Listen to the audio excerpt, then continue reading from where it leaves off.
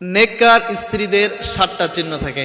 আপনার স্ত্রীর ভিতরে যদি এই 7টা চিহ্ন আপনি দেখেন তাহলে আপনি বুঝবেন যে আপনার স্ত্রী হলো একজন নেককার স্ত্রী। আপনি যেমন চেয়েছিলেন হয়তো তেমনটাই আপনার স্ত্রীর ভিতরে রয়েছে।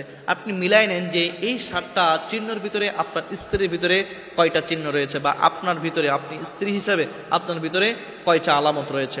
1 নম্বর আলামত হলো ওক্ত মতো এবং সময় মতো নামাজ পড়া। নেককার স্ত্রী যারা রয়েছে, ভালো স্ত্রী যারা রয়েছে, তারা কখনো নামাজে অবহেলা করে না। শুধুমাত্র নামাজ পড়া না, ওক্ত মতো এবং সময় মতো নামাজ করা। অনেক মা বোন রয়েছে, বিশেষ করে জোহরের সময় তারা বাসা বাড়ির কাজ করতে করতে এমন হয় 3টা-4টার সময় তারা নামাজ পড়ে। এই নামাজ কিন্তু আল্লাহ তাআলার দরবারে ঠিকঠাকভাবে কবুল হয় না, বা আল্লাহর কিন্তু পছন্দের নামাজ এমন না। ওক্ত মতো নামাজটাই হলো আল্লাহ তাআলার কাছে সবচাইতে পছন্দ। এই জন্য আপনারা মা বোন যারা রয়েছেন ওক্ত মতো নামাজ আদায় করবেন। নামাজ হয়ে আজান হয়ে গেলেই আপনারা নামাজ আদায় করবেন, এরপর আপনারা বাকি কাজ যেগুলো রয়েছে সেগুলো করবেন। এরপরে 2 নম্বর হলো একেবারে প্রপার পর্দা মেনটেন করা। নেককার স্ত্রী যারা রয়েছে তারা অবশ্যই পর্দা করবে। তাদের স্বামী পর্দা রাখতে না চাইলেও তারা নিজেরাই পর্দায় থাকবে। অনেক মা বোন রয়েছে আজকে পর্দায় রাখতে চাইলেই তারা পর্দায় থাকতে চায় না।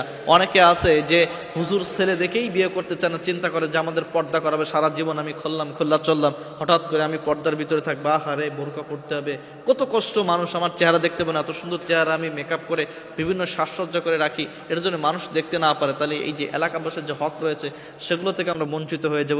এরকম অনেক চিন্তা ভাবনা তাদের ভিতরে থাকে, তারা আজকাল পর্দা করতে চায় না। তো নেককার স্ত্রী যারা, তারা তাদের চেহারা কোনো কাউকেই দেখাতে চায় না, এমনকি তার আত্মীয় স্বজন যারা রয়েছে, নন মাহারাম, খালাতো ভাই, মামাতো ভাই, তাদেরকেও তারা দেখাতে চায় না। এরকম অনেক নারী রয়েছে।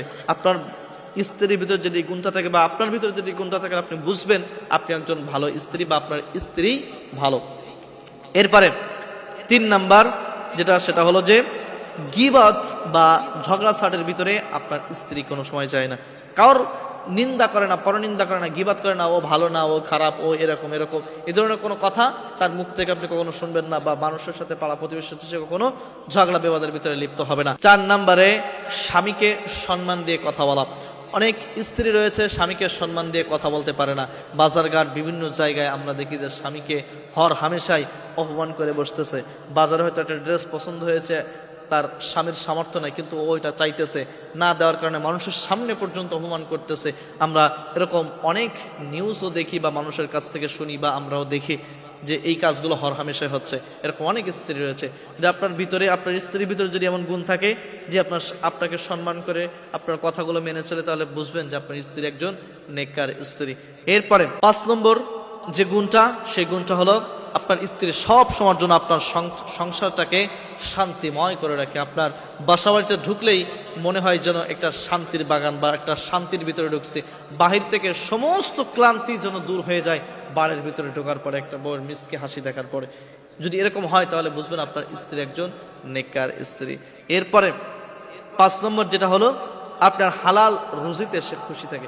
সে রুজিটা অল্প হোক, আপনি যদি অল্প ইনকাম করে নিয়ে আসেন, আর যদি সেটা হালাল থাকে, এই হালালে অল্প রুজিতে সে খুশি হয়ে যায়। এবং 7 নম্বর এবং সর্বশেষ হলো দুঃখে এবং সুখে সব সময়ের জন্য আল্লাহ তাআলাকে সে ভোলে না, দুঃখেও আল্লাহ তাআলাকে ভোলে না। অনেক মানুষ রয়েছে যদি সারা বছর তাকে ভালো রাখে, আর যদি কোনো কারণে একটা দিন একটু অসুস্থতা দেয়, আল্লাহ তাআলার একেবারে উত্তম মধ্যম দিয়ে ফেলায়, বলে যে আল্লাহ তাআলা আর আমাকে চোখে দেখতে পারে না, সারা বছর ভালো, আর ঈদ কাছাকাছি আসতেছে বা একটা অনুষ্ঠান আসতেছে, আর এই সময় আমার অসুস্থ দেওয়া লাগলো।